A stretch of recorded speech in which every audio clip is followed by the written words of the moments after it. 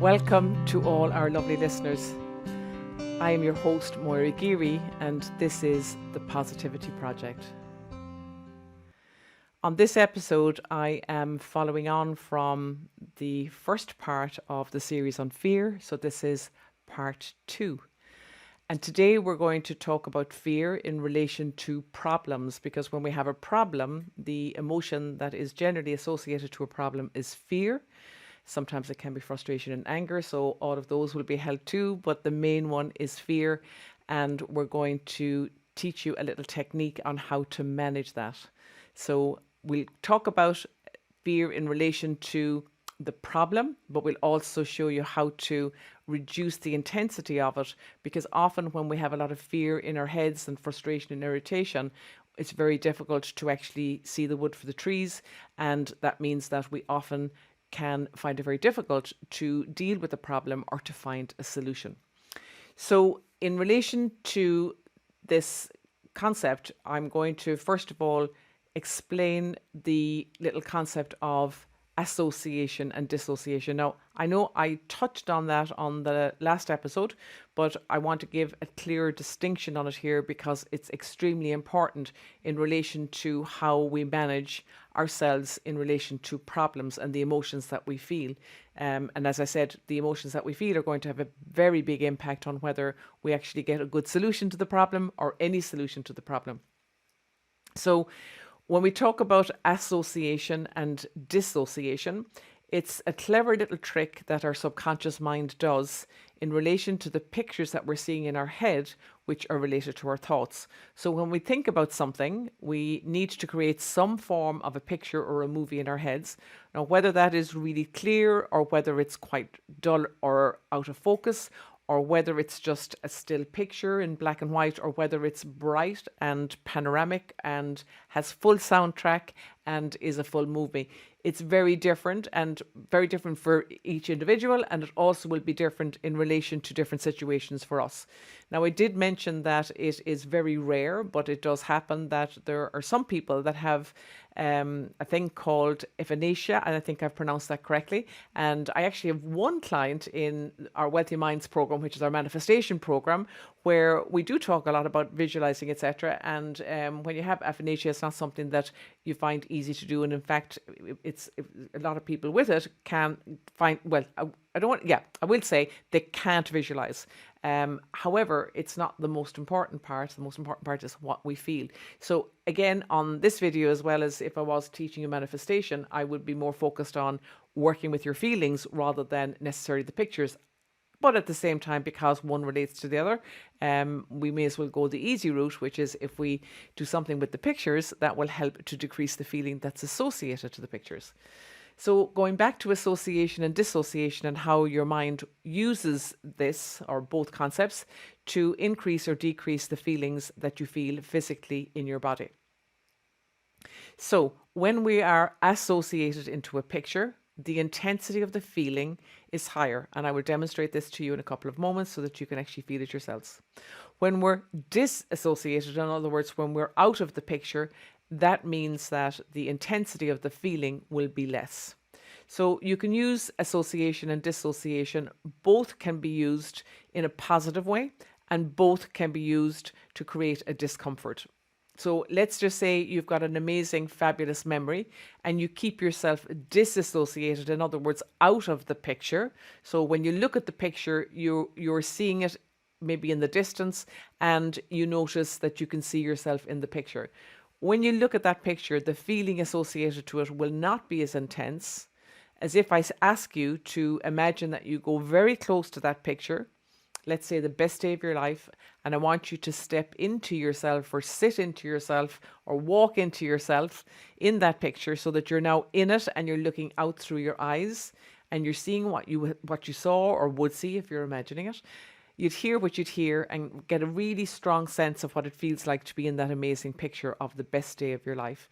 And you'll notice that you'll start to feel some feelings in your body. And if I ask you to move them in the direction that they're going in, because all feelings move, and if you're not familiar with that concept, go back and listen to the previous episode where I describe all of that and explain why. But just get a sense of the feeling and allow that feeling to move even faster in your body, because that will increase that really nice positive feeling. So we can see there that we can use association in a very positive way.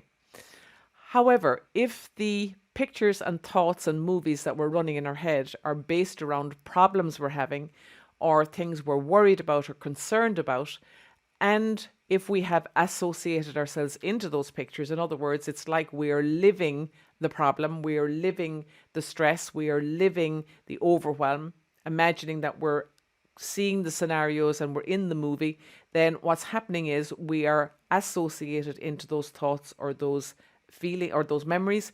And what will happen in our body physically is that the feeling associated to the problem or the worry or the memory will start to increase. So it means that it'll start moving really fast in a direction. And on the last video, I showed you a little technique that you can use to reverse that. But today we're doing something a little bit different. So this is your next little concept or idea or technique that you could use to help not only reduce the feeling, but it's important that when we have a problem, we reduce the feeling so that we can think straight. So it's really more for that. So in relation to the problems or the scenarios that we might want to work on, what I would suggest to you, if there is something in your life that you're very maybe frustrated about or can't work out or can't figure out, or even something that you might be quite angry about or fearful around, because usually when we're angry or frustrated or irritated, people think that that is the predominant emotion, which obviously it is in the moment. However, the reasons why we usually feel those feelings is because we're afraid something will happen or that something won't happen. So it usually is actually the underbelly of it is a feeling of fear. So let's go back to the situation or the problem that you might have, and notice how, because the subconscious, the primary function, as I would have described also in the last episode, the primary function of your subconscious is to protect you, both physically and emotionally. So your subconscious is inclined to look for things that could go wrong. So when we're looking at problems, it's looking for all the things that could go wrong within a problem. And when it's doing all of that, obviously it's increasing the feeling or the sense of the fear or the worry around the problem. So for us to work on that and to create a different feeling, what I always will say to clients or show people, and I'll ask you to play along with me on this.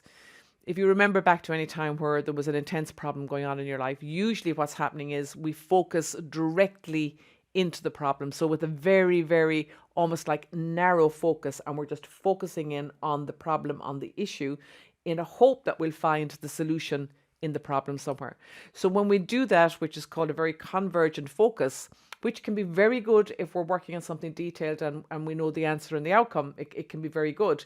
However, if it's in a problem, it can actually be very destructive. And the reason for that is a little bit like, and I'm going to, change or cover the little lens in a moment. So I want you to, that's if you're watching on YouTube, but if you're not watching on YouTube and it's safe for you to do so, what I'd ask you to do is to put your hand right over your eyes. So right up to your face and cover your eyes. And if you're watching on video, then what I'm going to do is take this black circle and put it right up to the camera like that.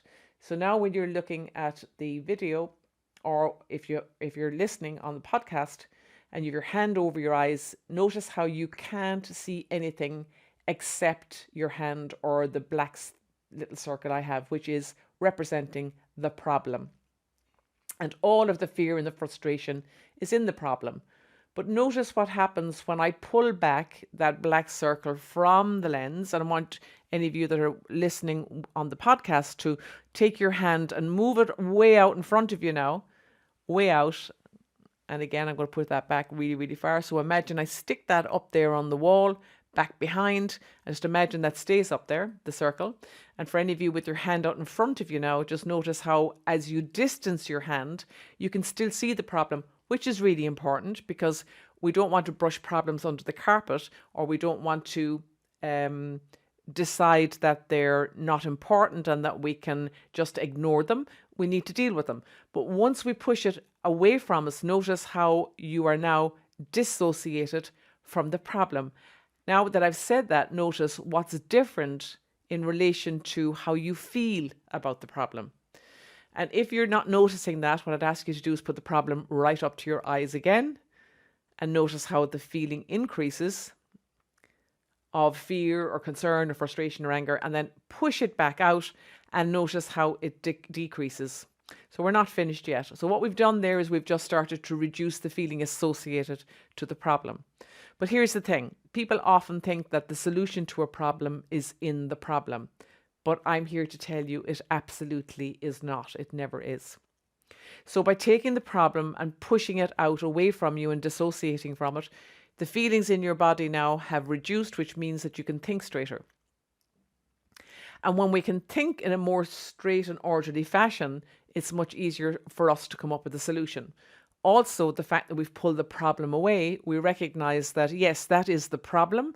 We can now see the size of it, but I want you to see the size of it in relation to what we call the not problem. So if you look at the size of the problem, which is on YouTube, the black circle, or your hand if you're listening on the podcast, when you see the size of the problem now look at everything else that exists in the universe outside of that problem, and that's what we call the not problem. So now that you see the size of the not problem, what I also want you to acknowledge and recognize is that the solution to your problem is in the not problem. It's not in the problem itself.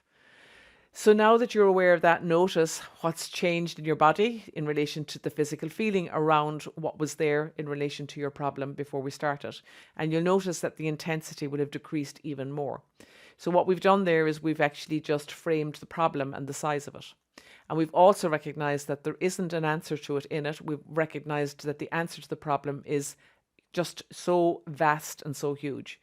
Next, what I'd ask you to do is to consider, did anybody else on the planet ever in the history of mankind ever have a similar problem where they solved it? And of course, the answer to that is yes. And I think that nowadays, with the access that we all have to the internet and to so many other things and information, etc., we're not short of places to search for or look for solutions to our problems. So now that you know that, and you know that when you're dissociated, you're feeling less stressed, which means that it's easier for us now to look in the not problem and to identify different places or different people that have found solutions to the problem that we have and where we can go and seek help. So by just doing that simple little technique, and I know because I'm teaching this, I don't know when I came up with this, it must be at least 12 or 15 years ago. And it just blows me away all the time how people come back and tell me stories that literally have changed either how they run their business or how they relate to people or how they have, manifested things into their lives that they wanted to, whether that was a promotion or whether that was extra money or whether it was whatever, where when they were looking into the problem, they couldn't see that there was a way out or an opportunity or a way of doing it. And by using this technique, it literally transformed the way they were looking at things and massively reduce the fear, which is the main component, obviously, of this episode of the podcast, because fear is the emotion, as I know I've said this before and I'll say it again, over the last whatever number of years I've been working, the primary reason why people come to me has been that they want to feel something different. And the primary thing they want to feel different is they want a reduction in fear and an increase in happy or good feelings or empowering emotions or empowering feelings. So by doing that little technique, it just gives you an option to come out of the problem and see the wood for the trees and get a solution to your problem, which will increase the feeling of being more relaxed, more empowered, more a feeling of more success if you take action on it, etc. So that's just that one little technique. And if you add that to the technique that I shared on the last episode, you've got two fantastic tools in your back pocket that you'll be able to use and utilize on a day-to-day basis. The other thing also to remind you of is not just the technique there at the end that I've shared with you, but also the concept of association and dissociation. So when you're sitting having a coffee, if you have time out to yourself, if that happens for you, or even if you're just, staring at the TV and not particularly interested in what you're watching, it's a fantastic idea just to acknowledge and recognize that yes, your subconscious mind is inclined to go searching for things that are wrong. However, now that you're aware that you can make yourself feel better based on what you decide to put your attention on or what you decide to look at in your mind. So, in other words, the pictures in your minds or the thoughts that you're thinking, you can at any time pick pictures and pull them up into your mind of the most amazing things that either have happened to you already in your life, or indeed you can create what we call future memories. And you can decide to create these amazing scenarios of your future that are going exactly in the right way for you and that would bring you fantastic feelings of joy. And what I'd ask you to do when you do that, so pull up those future memories or past memories and then associate yourself into them. Remember, you just imagine that you go into yourself in your body in those situations, looking out through your eyes and engaging your five senses, maybe smells, taste, see what you'd see, hear what you'd hear, move around as if you were in that situation and notice what changes in your body and notice how the feeling that's associated to those lovely future memories or past memories will enhance how you feel and obviously make you feel much better. And that's what my work is all about, is helping people to change how they feel in every moment of every day, as well as to empower them to know that they can use these techniques themselves. So that's all I've got to share on this episode. And if you're still up for another episode on managing or acknowledging or changing, utilizing different techniques on how to manage fear, then join me on the next episode. And as always, if you're listening on Spotify, will you please follow, or whether it's Apple Podcast or wherever, give us a little follow and give us a rating. I really appreciate that. And if you're watching this on YouTube, I would really appreciate if you could subscribe to the channel and of course give us a comment in the comments if that is something that you would like to do. And as always, the Positivity Project, which is amazing. It's a free 7-day video training. It's available to you for free. As I say, you'll find the link somewhere around this video or this podcast in the show notes. And if you can't find it in either of those places, you could have a look on Instagram or on Facebook. But obviously the easiest place is to go to moirageary.com and you'll find it on the homepage. That's it for this episode. And thank you so much for listening.